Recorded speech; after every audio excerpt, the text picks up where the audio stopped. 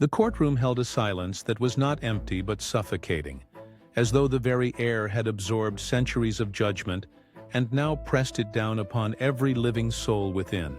The wooden benches creaked under the restless weight of bodies that dared not speak too loudly, their whispers swallowed by the solemn gravity of the place. Shafts of light filtered through high windows, illuminating particles of dust that danced slowly in the stillness, the only movement permitted in a chamber where lives were decided. At the center, behind a great desk that seemed less furniture than altar, sat the judge, his robe a cascade of black across his frame. His face was marked by the sternness of a man who had long confused rigidity with justice, his eyes cold, his jaw set in stone. And yet, despite the immensity of his authority, there was one detail that drew every glance when he rolled forward: the chair of iron and leather that bore him. He was bound to it, legs lifeless, a prisoner to flesh, even as he presided over the fates of others. Some pitied him, others feared him, but all understood that his authority came not from mercy, but from the gavel clenched in his hand, which struck down pleas as swiftly as it upheld decrees. Before him sat the accused, a woman too small for the gravity of the accusations pressed upon her. Her frame was delicate, her dress plain, her hands folded tightly in her lap as though she could hold herself together by sheer force of will. She was a mother, and though her body trembled with the weight of shame, her eyes refused to fall entirely. They were swollen from nights of grief, yet still they carried a dim spark, fragile but unbroken, as though she clung not to her own strength, but to something beyond her. The whispers of the crowd spoke her guilt as fact, feeding upon rumor and the momentum of accusation. Yet in her silence, she seemed to say that truth had not yet been spoken. The charges against her painted her as dishonest, cunning, deserving of ruin. But in her stillness there was no arrogance, only the quiet dignity of one who had been wronged, but could not force the world to see. Her breathing was shallow, each rise and fall of her chest a battle, for she knew that she faced not only the law, but the disdain of those eager for spectacle. At her side, seated upon the bench, was her child, too young to bear such weight, too fragile to be cast into the pit of adult cruelty, and yet present, unyielding. The boy was thin, his hair unkempt, his shoes scuffed from long days of wear, his cheeks pale from sleepless nights. His clothes, though simple and faded, hung upon him with the dignity of one who did not notice their lack of grandeur. What drew the eyes of those who dared glance at him, however, was not his frailty but the unwavering fire in his gaze. He did not fidget, did not shrink into the wood of the bench, but sat upright, watching the judge with a focus that unsettled those who noticed it. His hands rested folded in his lap, but every muscle in his small frame seemed drawn toward a single point. The man upon the bench, the embodiment of authority, the arbiter of his mother's fate. He was silent, but it was not the silence of fear. It was the silence of resolve gathering itself, of words unspoken pressing against the walls of his chest, waiting for the moment when they would demand release. The atmosphere thickened as proceedings began, the droning voices of lawyers filling the chamber with their polished words, each phrase heavy with accusation or defense. Yet beneath their rhetoric, something deeper stirred in the silence of the child's stillness. The crowd shifted uneasily, sensing in some instinctive way that the script of this trial would not follow the pattern they expected. For while the mother's fragility drew pity and the judge's severity commanded fear, the presence of the boy was like a question written into the air, an unanswered challenge that none could yet name. The judge himself glanced at him once, dismissively at first, but then with a flicker of irritation, as though disturbed by the intensity of eyes so young refusing to lower. In that glance lay the first crack in the armor of order, for the judge, though cloaked in power, was not beyond the reach of being seen. And the boy, frail as he was, carried within him a strength invisible yet undeniable, the kind that does not shout but waits, patient and steady, until the world can no longer ignore it. The silence that had draped the courtroom like a shroud broke suddenly, not by the gavel, nor by the arguments of defense or prosecution, but by a sound that did not belong in such a solemn place: the steady, almost trembling voice of a child. All eyes turned as the boy, small in stature, barely reaching the height of the wooden bench before him, rose to his feet. His thin fingers clutched the edge of the seat for balance, and his chest rose and fell with the effort of speaking. He did not raise his hand to ask permission, nor did he look to his mother for reassurance. He simply stood, as though compelled by something larger than his own fear. His words came clear despite the tremor in them. "Acquit my mother, and I'll make you walk again."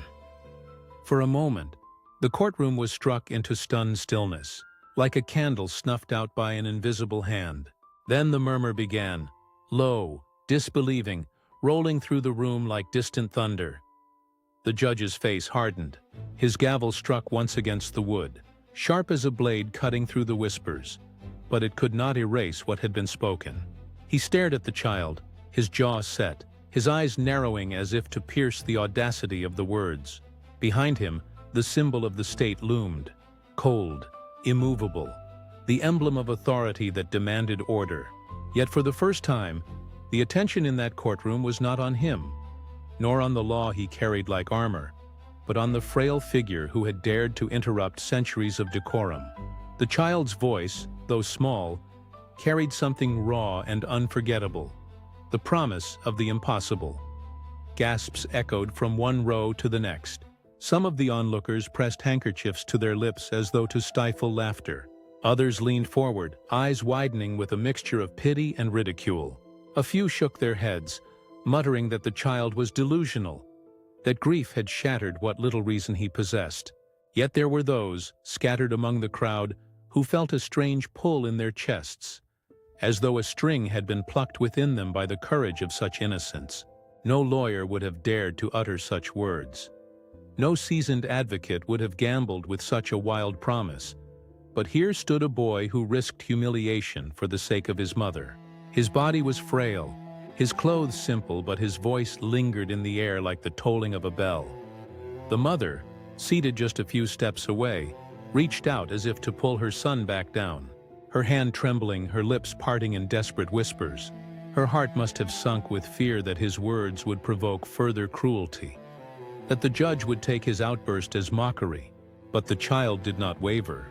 His shoulders were squared, his chin lifted ever so slightly, his eyes burning with an intensity that belied his years. He did not look to her for approval, nor to the jury, nor even to the lawyers. His gaze was fixed on the man in the wheelchair, as though the entire world had shrunk into a single challenge. One man bound to law, the other bound to hope. The judge leaned forward, his voice carrying the weight of iron. "Repeat what you just said."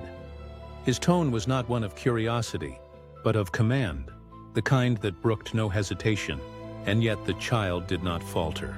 "Acquit my mother," he said again, slower this time, as though carving the words into the silence itself, "and I will make you walk again." There was no laughter in his delivery, no childish grin, no hint of jest. It was not a plea, not a prayer, but a statement laid upon the table as one might lay down a final card. The audacity of it rippled across the room, shocking even those who had scoffed moments before. The judge sat back, his eyes fixed on the child, as though trying to discern whether madness or conviction spoke from that frail frame. His lips curved, not in amusement but in something colder, almost cruel, as though the notion of being toyed with by a boy clawed at his pride. "You presume," he said slowly, his voice ringing like steel on stone, "to bargain with this court? With me?" The murmurs surged again, a storm of disbelief and fascination, and yet the boy remained unmoved. His hands, though trembling at his sides, did not clutch at the bench for support now. He stood free, as if unshackled by the fear that gripped everyone else. There was a pause, a long, uneasy pause where the fate of the entire room seemed suspended. Then the judge laughed, but it was not the laughter of joy. It was bitter, cutting, the sound of a man insulted. "And how," he asked, his voice laced with disdain, "do you intend to accomplish this miracle, child?" His words dripped with mockery, yet beneath them lingered a flicker of something no one noticed but the boy. A subtle hesitation, a thread of curiosity that betrayed itself even as he spoke. The boy took a step forward, his bare shoes squeaking faintly on the polished floor, and said nothing more. He simply stood, letting the silence hang, as though the answer was too sacred to be wasted in that moment of doubt. The crowd reacted violently to the silence. Some burst into laughter that filled the rafters, cruel and unrestrained. Others called for order, for the boy to be removed, for the nonsense to end so that the trial might continue. Yet there was a tension in the room, a sense that the child's words had pierced something none could name. Even those who laughed did so a little too loudly, as though trying to convince themselves that nothing extraordinary had just been spoken. The bailiffs shifted uneasily by the doors, unsure whether to intervene, glancing at the judge for command.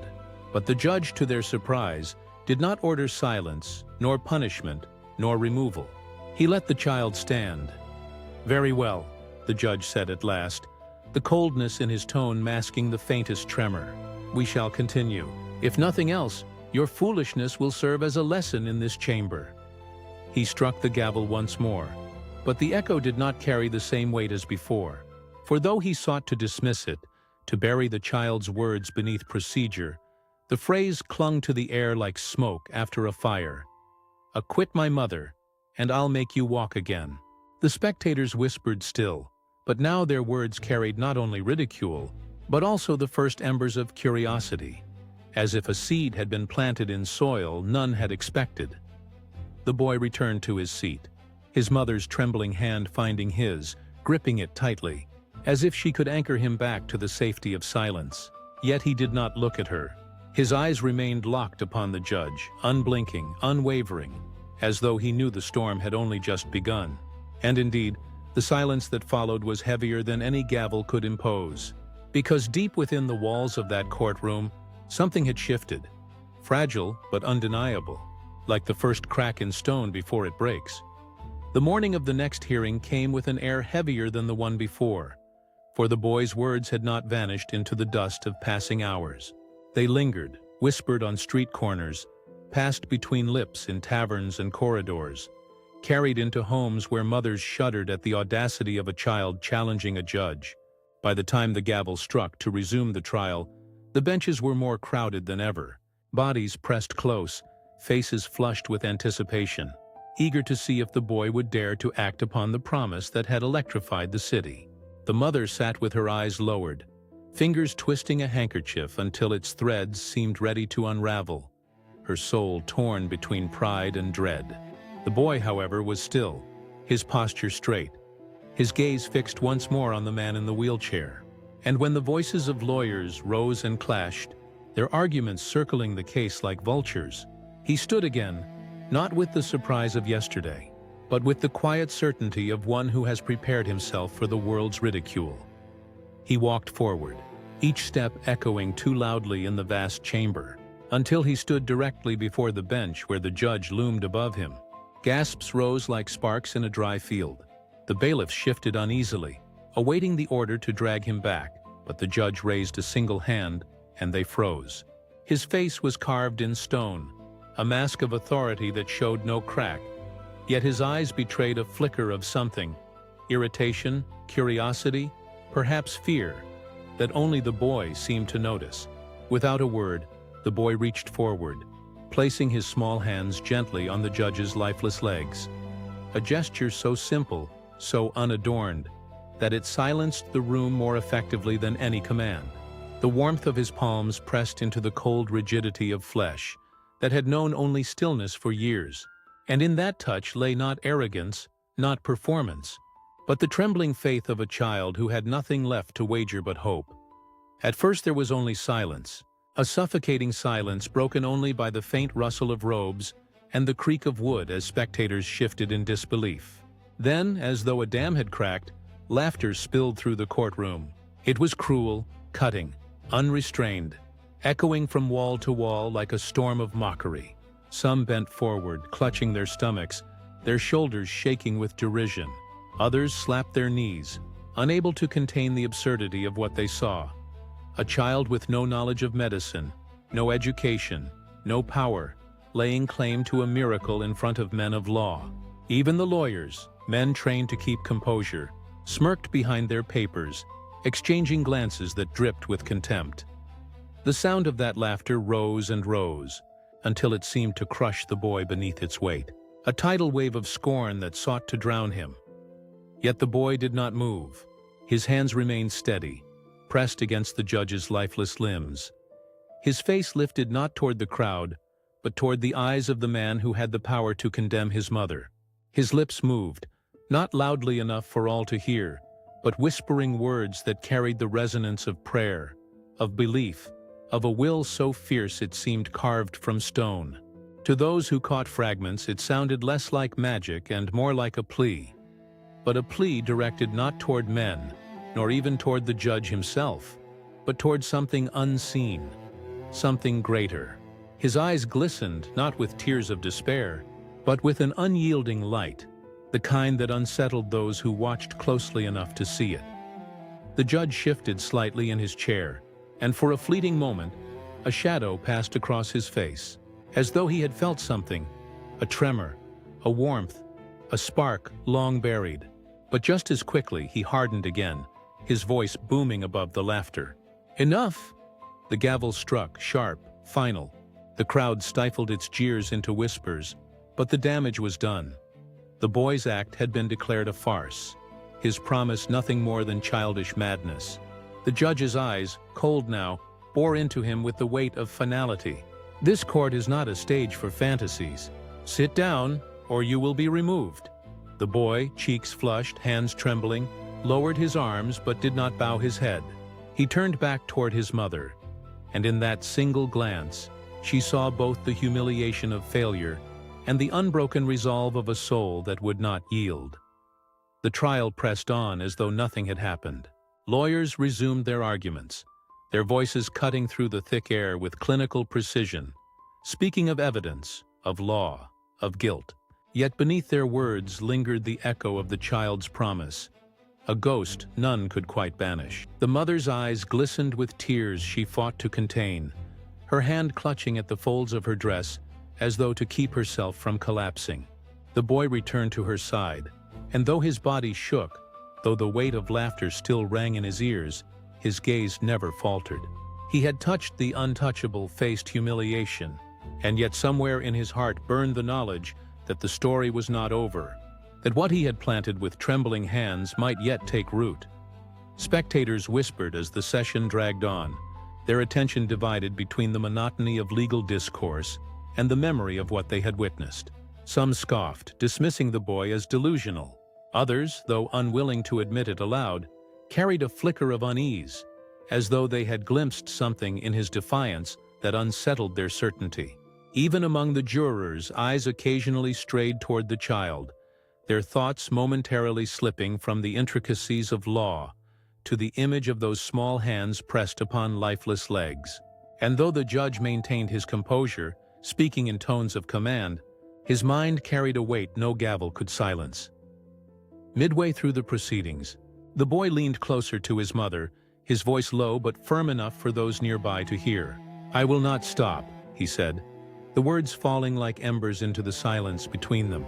She shook her head desperately, her tears threatening to spill, but he pressed on, "I meant what I said." And here, reader, one must pause to ask, what do you make of this child's defiance?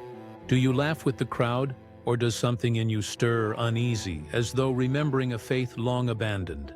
Comment in your heart, if not aloud. Is this madness, or is this courage beyond our comprehension? As the day waned and the shadows grew long upon the polished floor, the judge delivered his statement with iron finality. The mother's fate, it seemed, was sealed, her innocence buried beneath the mountain of accusations. The boy's promise had faltered, his attempt mocked, his dignity trampled by the weight of skepticism. And yet, as the gavel fell one last time to close the session, a strange heaviness lingered in the air. A heaviness not born of law but of something unnamed. The boy lowered his gaze, but not in defeat. His hands, small and fragile, remained curled into fists upon his lap, as though holding fast to a secret no laughter could steal. When the court emptied and the torches flickered against the walls, whispers trailed out into the night. The people laughed still, carrying the story as entertainment for their supper tables. Yet some spoke in hushed tones, unwilling to meet each other's eyes, for they had seen something in that boy's stance, something in the silence that followed his touch. And though the mother walked back into the shadows with despair pressing down upon her, the boy's gaze followed the judge as he was wheeled away, unblinking, steady, as if to say, "This is not finished." That night, long after the torches were extinguished and the murmurs of the crowd had dissolved into the quiet of the streets, the judge sat alone in his chambers, surrounded by shelves of books whose weight had always reassured him of certainty. Law, precedent, order. These were the pillars upon which he had built his life, the fortress from which he had judged the chaos of men. Yet tonight, the fortress felt like a prison, its walls too close, its silence too loud. He had dismissed the boy with a gavel's strike, buried his words beneath the laughter of the crowd. But when the noise had died and he was left with nothing but the stillness of his own body, the memory of those small hands against his lifeless legs returned with unsettling force. He told himself it was nonsense, an act of desperation, a performance of grief. And yet beneath the cold steel of reason, something stirred, an echo, faint but undeniable, like the shiver of wind through locked shutters. He closed his eyes, pressing his fingers against the bridge of his nose as though to push the memory away, but instead it pressed deeper. He could still feel the warmth of the boy's palms, far too small to matter, yet carrying something he had not felt in years. For as long as he could remember, his legs had been like stone, heavy and unresponsive, reminders of an accident that had stolen from him not only movement, but pride. He had made peace with it, or so he told himself.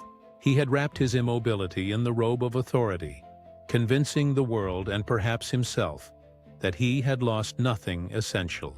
But the boy's touch had pierced that veil, leaving him raw, unsettled, aware again of the absence he had spent years trying to forget. He shifted in his chair, and for the briefest of moments, swore he felt something, a tingling, a whisper of life. But as soon as it appeared, it was gone, leaving him uncertain whether it had been real or only the cruel trick of imagination.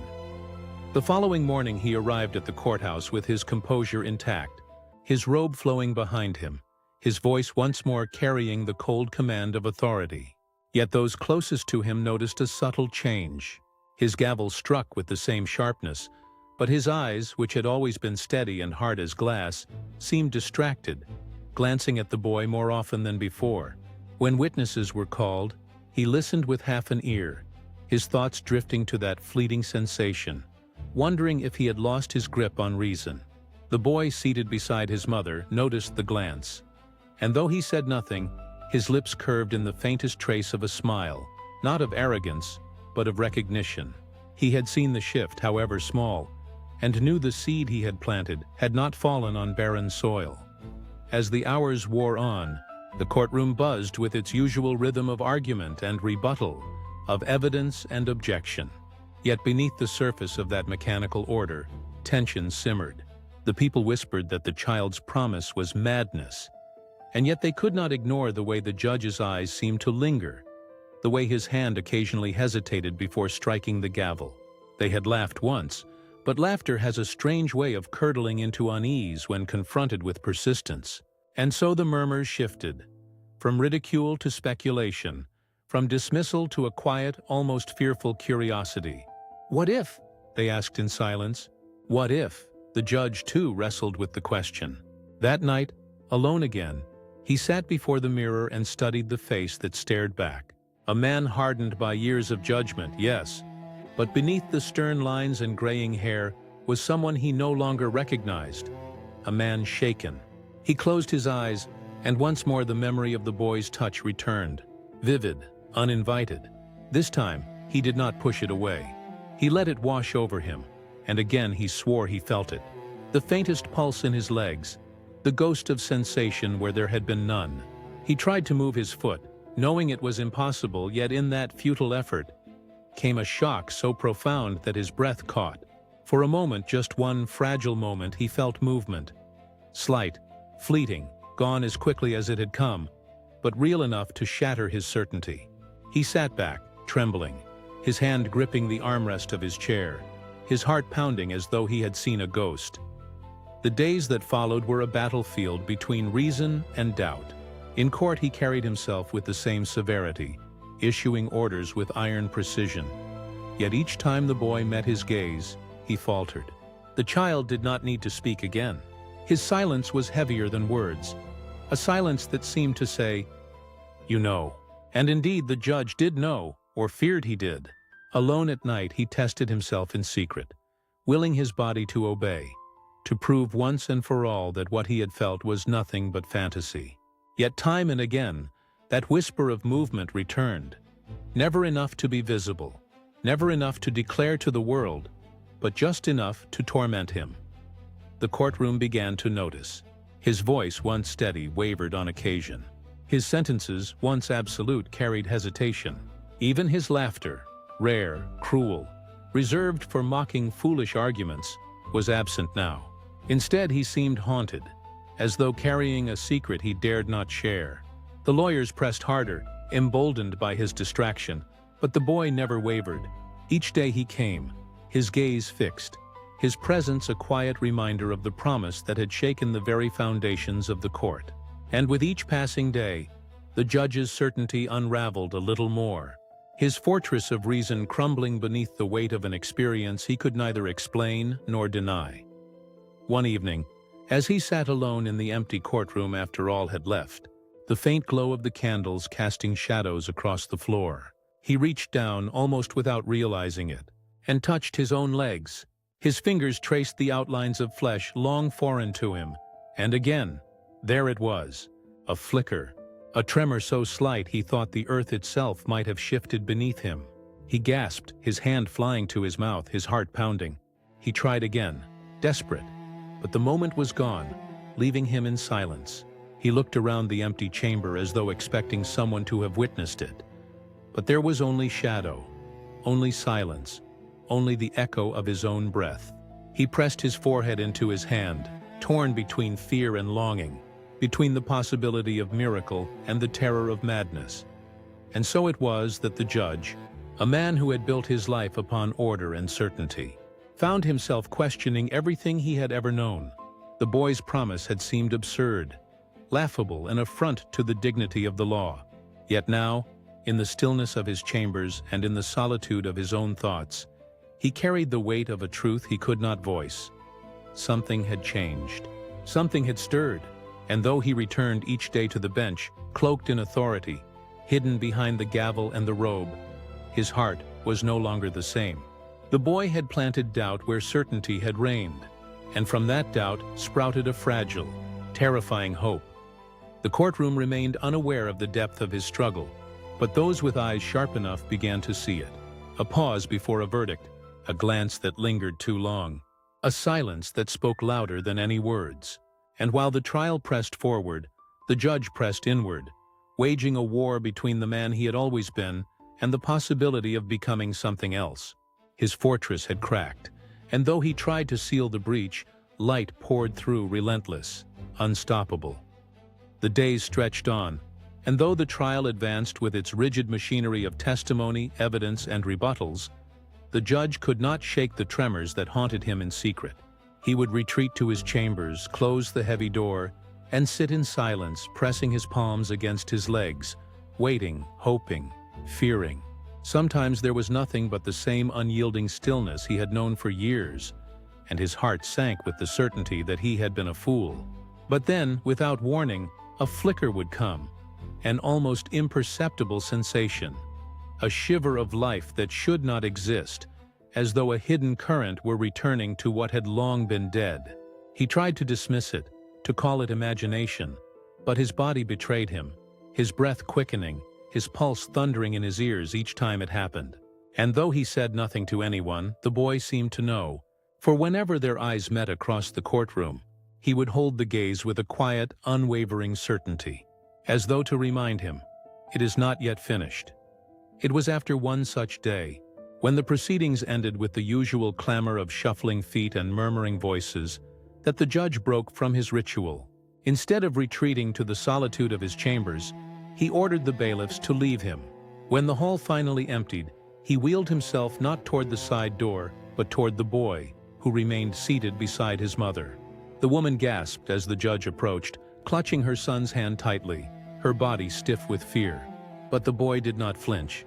He rose, small and fragile against the looming shadow of authority, and met the man's stare without trembling. For a long moment, neither spoke. The silence between them filled with the echoes of promises and doubts. Finally, the judge leaned forward, his voice low, stripped of the command it carried in court. "Tell me," he said, his tone almost desperate. "What did you mean?" The boy's lips parted slowly, his words deliberate, each syllable carrying the weight of truth. "I meant what I said," he whispered, "but I could not finish it there." His eyes flicked toward his mother, then back to the judge. "Because an injustice blocks the way. Miracles do not rest on lies, and her chains are the lie that keeps yours in place." The judge recoiled slightly, as though struck, his pride bristling at the notion that his paralysis could be tied to his judgment. Yet deep inside, something stirred, for he knew that his fleeting moments of sensation had not come in the silence of his solitude, but in the boy's act of defiance, an act tethered to his mother's fate. The connection, impossible as it seemed, pressed against him with the force of truth, demanding recognition. The mother shook her head, whispering fiercely, "Enough, child, you mustn't."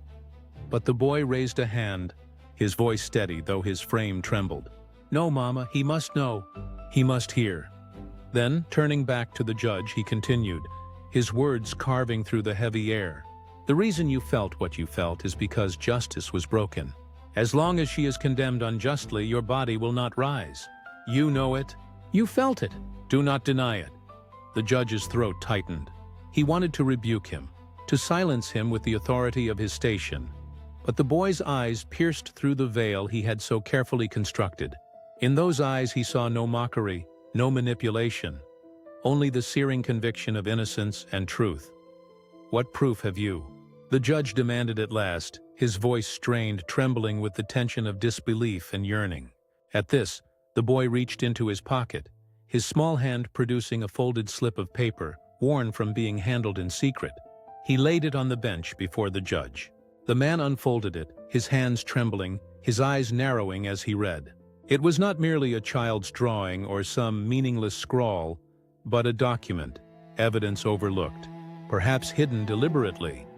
A receipt of payment made on the very day of the crime, bearing his mother's name, placing her elsewhere at the time. The room, though empty of spectators, seemed to hold its breath. The paper shook in the judge's hands, for he knew what it meant. She could not have done what she was accused of. The silence stretched between them like a rope drawn tight. The mother buried her face in her hands, her sobs muffled by cloth, her body trembling with relief and terror. The boy, however, stood firm, his gaze never leaving the man before him. "You see now," he said quietly, "she carries no guilt, and because she carries no guilt, neither should you carry your chains. But you must choose, you must let truth speak." The judge sat motionless, staring at the evidence, his heart pounding against his chest. He felt the tremor again in his legs, stronger this time, as though the truth itself demanded to flow through him, demanding release. He gripped the arms of his chair until his knuckles whitened, his mind warring against itself, torn between law and life, between pride and redemption. When he finally raised his eyes, there was no mask left upon his face, no armor of arrogance. His voice, when it came, was low, almost broken. "If this is true," he whispered, "then I have wronged her, and in doing so, I have wronged myself." He turned to the boy, his eyes heavy with something he had not felt in years, humility. "Help me set it right." The boy nodded, and for the first time, a faint smile traced his lips, though it carried no triumph, only solemn acknowledgement of what must be done. "Together," he said simply, "we will." Thus an unlikely alliance was forged in that hushed chamber. The judge, who had once dismissed him with scorn, now bound to the boy not by command or law, but by the fragile thread of truth and the strange stirrings of faith. The mother, still shaken, clutched her son as though to keep him from vanishing. Yet even she sensed that something beyond her comprehension was unfolding, something that reached further than her acquittal, something that touched the marrow of destiny. The judge folded the paper carefully, his hands no longer trembling, and placed it close to his chest, as though guarding not merely evidence but a fragment of salvation. That night, as he returned to his chambers, he found himself unable to escape the boy's words. He replayed them in his mind over and over. Injustice blocks the way. Miracles do not rest on lies. And for the first time in decades, he prayed. Not the hollow prayers of ceremony, but a prayer raw and unadorned, born of desperation and hope. His lips trembled as he whispered into the silence, unsure if anyone or anything was listening. But even as he prayed, the tremor in his legs came again, stronger now, undeniable, as though answering the very words he had tried to suppress. He bowed his head, his tears falling onto the floor, no longer the unshakable judge, but a man finally broken open by the weight of truth. And so, in the stillness of that night, beneath the weight of his robes and the shadows of his authority, the judge made a silent vow. He would not allow the injustice to stand. He would dig deeper, uncover what had been hidden, and clear the name of the woman whose child had dared to defy the world. And though the path ahead was dark and fraught with resistance, he knew with a certainty that had nothing to do with law and everything to do with faith. The boy's words were not empty. They were the beginning of something that would change them all. The alliance between the judge and the boy began in secrecy, for such a bond was fragile, easily shattered by the scorn of those who lived by the rigid surface of appearances. Yet even in the shadows, it carried a weight that reshaped everything around it. The judge, who had once lived only for law and reputation, now found himself leaning upon a child's certainty, guided by faith rather than statute. He began with the document the boy had placed in his hands, the receipt whose ink bore testimony to the mother's innocence. He studied it by candlelight, tracing every line, every signature, searching for flaws. But the more he searched, the more he realized it was no trick, no fabrication. Someone had ignored it deliberately, buried it so that guilt might stand where innocence should have shone. The realization struck him with the sting of betrayal, not only of the woman, but of himself, for he had trusted a system that had rotted beneath him while he sat cloaked in authority.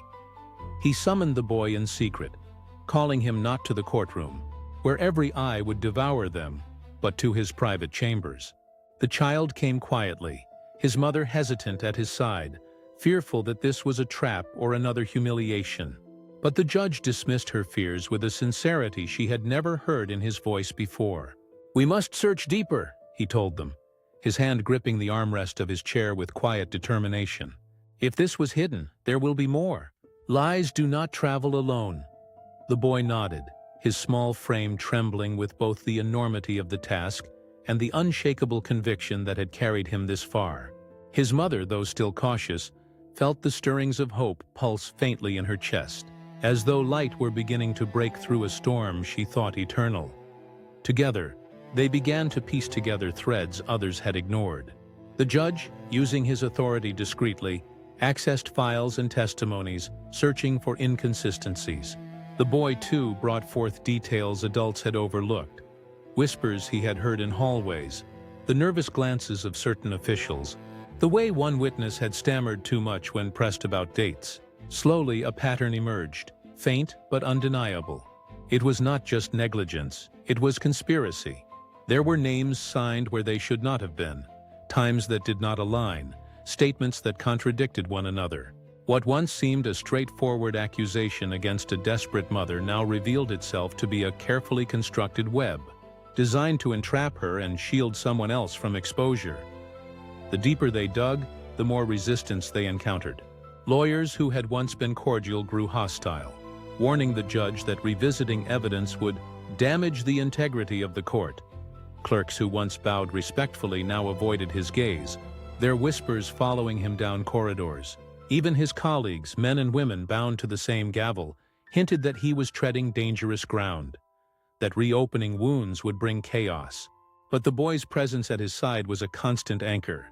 Whenever doubt threatened to drag him back into silence, he would see those young eyes staring at him, unwavering, unbroken, and he knew retreat was no longer possible. It was during one of these late-night searches that they uncovered the piece that tied the threads together. Hidden deep within the archives, in a folder nearly discarded, was a ledger bearing the name of a prominent official, one who had ties to the case, one whose influence reached into the very veins of the court. The entries revealed financial transactions, bribes disguised as payments, dates that aligned too neatly with the day the mother had been accused. The judge's hand shook as he read, not because of weakness, but because the truth now stood before him, undeniable and foul. It was not justice that had condemned her. It was power, money, fear. And for the first time in his long career, he saw the law not as a shield, but as a weapon wielded against the innocent. The revelation, however, did not remain hidden for long. Word travels quickly in the dark corridors of power, and soon antagonists emerged, their shadows long and menacing. The first came in whispers, warnings sent to his chambers that he should abandon his inquiry if he valued what little dignity he still had. Then came the threats. Letters slipped under his door, their words dripping with malice. And finally came the open confrontation, in the courtroom itself. A lawyer, bold with the backing of unseen masters, stood and declared the judge compromised, suggesting that his fascination with the boy's fantasies had clouded his judgment. Murmurs rippled through the room, some nodding in agreement, others shifting uneasily. The accusation was sharp, designed to wound his authority, to force him back into the silence of fear. But the judge did not retreat. He leaned forward, his voice steady though his heart thundered in his chest. "The truth does not vanish because men sneer at it," he declared, his words echoing across the chamber. "And lies do not become justice because they are cloaked in power." His gavel struck, and for a moment silence reigned, though he knew it would not last. The antagonists would not surrender easily. The boy, seated at his mother's side, looked at him with something beyond admiration. It was recognition. The recognition of a warrior stepping into battle, not for himself, but for the fragile thread of hope that bound them all. And then, as though summoned by destiny itself, intervention came from beyond their circle. A clerk, young and trembling, stepped forward from the crowd, clutching a stack of papers. His voice shook as he addressed the court, his eyes darting nervously toward the powerful men who glared at him. "I cannot remain silent," he whispered, his hands offering the documents. These prove what they have hidden." The judge took them, his eyes scanning the words, and felt the floor shift beneath him once more. The documents confirmed what the ledger had suggested, outlining payments, falsified testimonies, signatures forged. The conspiracy was laid bare. The antagonists hissed and protested, their voices rising in a storm of denial and outrage. But the tide had turned. The intervention of the clerk, the courage of the boy, the evidence itself, these formed a wall that could not be dismantled by threats or laughter. The courtroom, once filled with scorn for a child's promise, now held its breath, sensing the storm of reckoning that was about to break. The judge gripped the documents tightly, his legs trembling beneath the robe though no one yet noticed, and spoke with a force he had never felt before. "This case," he said, his voice cutting through the noise like a blade, "is no longer about accusation. It is about truth, and truth will not be silenced." In that moment, the fragile alliance between a child and a man bound to a chair became something greater.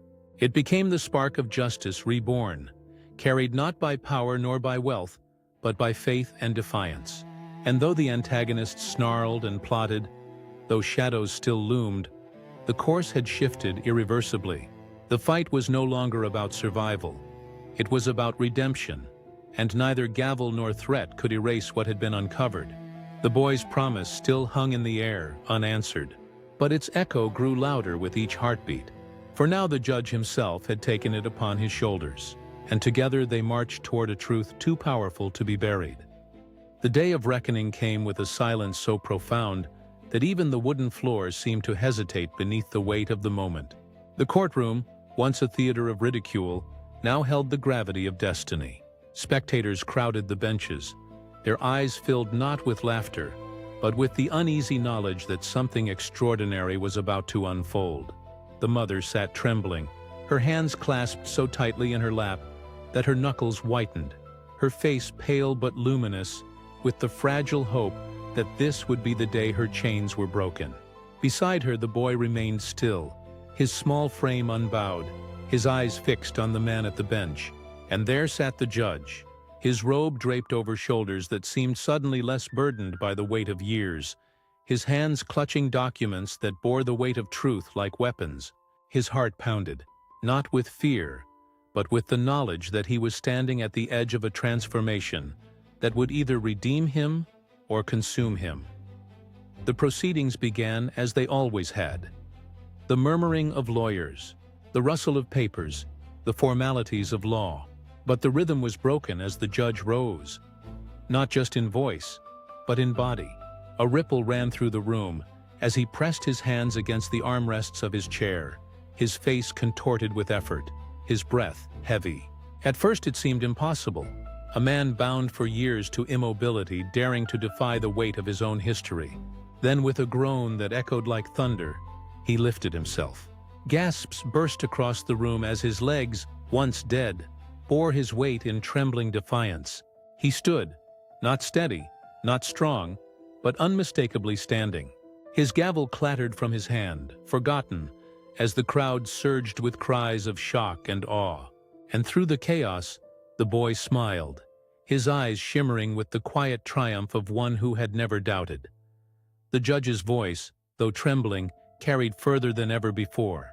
"This woman," he declared, pointing toward the mother with a hand that shook not from weakness but from conviction, "has been condemned by lies. These documents prove her innocence. She was elsewhere at the time of the crime, her name sullied to protect the guilty. Today, the chains of deception are broken." His words cut through the air, silencing the protests of those who had sought to bury the truth. He raised the papers high for all to see, the evidence undeniable, the conspiracy laid bare. The antagonists who had once strutted with arrogance now shrank in their seats, their faces pale with the dread of exposure. The mother broke into sobs, covering her face with her hands, her body shaking with the release of years of anguish. The boy clung to her side, his small arms wrapped around her waist, whispering softly, "I told you, Mama, I told you."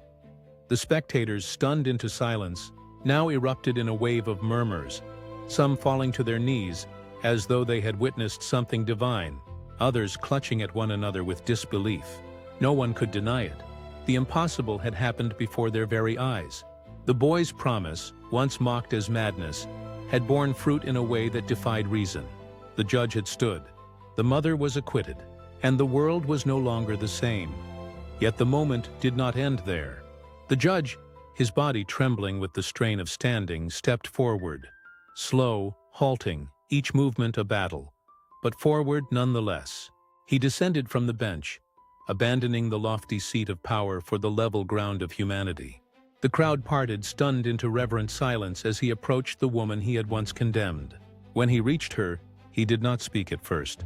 Instead, he lowered himself, awkwardly, painfully, onto his knees before her, the weight of his authority cast aside in the presence of truth. "Forgive me," he whispered, his voice breaking. "I wronged you. I wronged your son. And I wronged myself." The mother, trembling, reached out with hesitant hands, lifting his face toward her. Tears streamed down her cheeks, but her voice, though weak, carried the strength of mercy. "You were blind," she said softly, "but now you see. I forgive you." And in that embrace, fragile and hesitant, something greater than acquittal took place. It was reconciliation, not only between a judge and the accused, but between a man and the humanity he had long denied himself. The boy pressed close, his small arms wrapping around them both, his tears falling freely, not of sorrow but of release, of triumph, of love fulfilled. The courtroom, once the stage of ridicule, now became a sanctuary of awe. The spectators wept openly, their laughter transformed into reverence. Some clasped their hands in prayer, others bowed their heads, unable to meet the gaze of the child who had stood against their mockery. The bailiffs, hardened men of duty, lowered their eyes in shame, yet felt the stirrings of faith within their hearts. And though the law remained written in books and codes, everyone in that chamber knew they had witnessed a justice far older, far deeper, carved not by man, but by something eternal. The judge rose again, slowly, painfully, but with a dignity no robe had ever granted him. He turned back toward the bench, his steps halting but steady, his legs carrying him where once wheels had bound him. When he reached it, he turned to the assembly, his voice firm, resonant, carrying the finality of truth. "This court," he declared, "is not merely the servant of law, but of justice. And today, justice has spoken." His words were met with thunderous applause, not the polite clapping of custom, but the raw, unrestrained release of souls who had seen the impossible and could not contain their awe. As the gavel struck one final time, not from a hand bound to a chair, but from a man reborn upon his feet, the trial ended, not as a proceeding of guilt or innocence, but as a testament to faith, courage, and redemption. The mother walked free, her name restored, her dignity unbroken. The judge, though still trembling, carried himself with a lightness that came not from strength of body, but from the liberation of truth. And the boy, whose small voice had once been drowned in laughter, now walked at their side, his promise fulfilled, his faith vindicated. Outside the courthouse, the world seemed brighter, the air fresher, as though creation itself had paused to honor what had transpired. The people, once eager to mock, now bowed their heads as the trio passed, their whispers no longer cruel but reverent. And though questions remained, how, why, by what mystery, the answers mattered less than the truth they had all seen with their own eyes. Innocence vindicated, chains broken, hope restored. The boys' words echoed in their hearts, "Acquit my mother, and I'll make you walk again." Words once dismissed as folly, now etched into memory as miracle. Thus the story closed not with the clang of chains, but with the quiet opening of a new dawn. The mother, free at last, held her son close, her tears falling not from despair, but from joy. The judge, transformed, walked slowly beside them, his steps unsteady but real, a man reborn in humility. And the boy, small but fierce, carried the flame of faith that had conquered pride, ridicule, and doubt.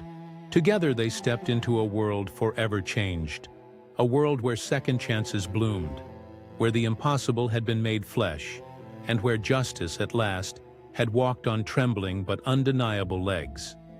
The trial had ended. The doors of the courthouse had closed behind them, and yet the echoes of that day did not die. They traveled beyond the city, carried by lips that could not contain what their eyes had seen, woven into the fabric of conversations in marketplaces, in taverns, in homes where fathers sat silent and mothers pressed their children closer. And the story was not told merely as a matter of law, nor as a curiosity of miracle, but as a parable that pressed itself into the hearts of all who heard it. For what they had witnessed was not only the acquittal of a mother or the trembling rise of a man long chained to a chair. It was the raw unveiling of what faith, courage, and truth could achieve when united in defiance of ridicule. People spoke of the boy, of his frailty, his voice too small to matter, and yet stronger than the collective scorn of the crowd. They spoke of a judge who had found redemption not in a ruling, but in the act of humbling himself, kneeling before the very woman he had condemned. And through these whispers, a lesson spread like fire, that truth does not need strength to survive, only persistence, and that innocence, when it dares to speak, can shake the world. For the judge himself, life became something entirely new. He who had once sat in court as a figure of cold finality, now carried within him the fragile memory of trembling steps, the weight of documents that revealed corruption, and the warmth of forgiveness he did not deserve yet was granted. He returned to his bench, yes, but no longer as the same man. Each time he donned the robe, he felt its fabric heavier, not because of pride, but because of responsibility. He no longer looked upon defendants as shadows of guilt waiting to be confirmed, but as souls whose stories he must hear fully, lest injustice repeat itself. The miracle in his body remained imperfect, his steps slow, unsteady, But the greater miracle lay in his heart, where pride had broken open to let humility bloom. His colleagues whispered about his change, some mocking, others wary, but those who stood before him in trial felt the difference. They felt the weight of a man who had seen the cost of blindness and chosen sight, who had touched the edge of the impossible and learned that justice must walk hand in hand with mercy. The mother, freed from the stain of accusation, carried her release not as a triumph, but as a scar. She returned to her home with her son, her life stripped of possessions and status, but filled with something far more precious, the knowledge that truth had prevailed, and that she had been seen not as a shadow of guilt, but as a woman restored to dignity. Yet in the quiet of her nights she wept, not for herself, but for the countless others whose voices were too weak to pierce the fortress of injustice, whose sons did not rise in court with words bold enough to challenge the world. She prayed for them, for their deliverance, for their strength, and when she looked at her boy, she saw not only her child, but the embodiment of hope, a reminder that innocence can carry burdens grown men cannot. She kissed his forehead each night and whispered that his faith had saved her, but he would always shake his head and say softly, "It wasn't me, Mama, it was truth itself." The boy grew in silence, for he did not crave the fame that followed him. Wherever he walked, people pointed, whispering of the child who had made a judge stand, who had turned laughter into tears. Yet he carried himself without pride, his gaze still quiet, his words few. In his heart he knew that what had happened was not for his glory, nor even for his mother's freedom, but for something larger, something eternal. He often sat alone, reflecting on that moment when the world had mocked him, and yet he had stood firm, remembering the warmth in his hands as they touched the judge's legs, remembering the trembling but undeniable rise of a man reborn. And in those reflections, he found not pride, but calling. The belief that one voice, however small, must never be silenced if it carries truth. Beyond the walls of their lives, society too began to shift. The trial became a legend retold, and though details blurred with each retelling, its essence remained intact. A child's courage, a mother's suffering, a judge's redemption. Some dismissed it as exaggeration, claiming miracles were the inventions of desperate minds. Others clung to it as proof that the divine walks among men, hidden in moments of defiance and forgiveness. But regardless of belief, none could deny its impact. It became a story parents told their children, a reminder that even the smallest among them could carry strength greater than armies.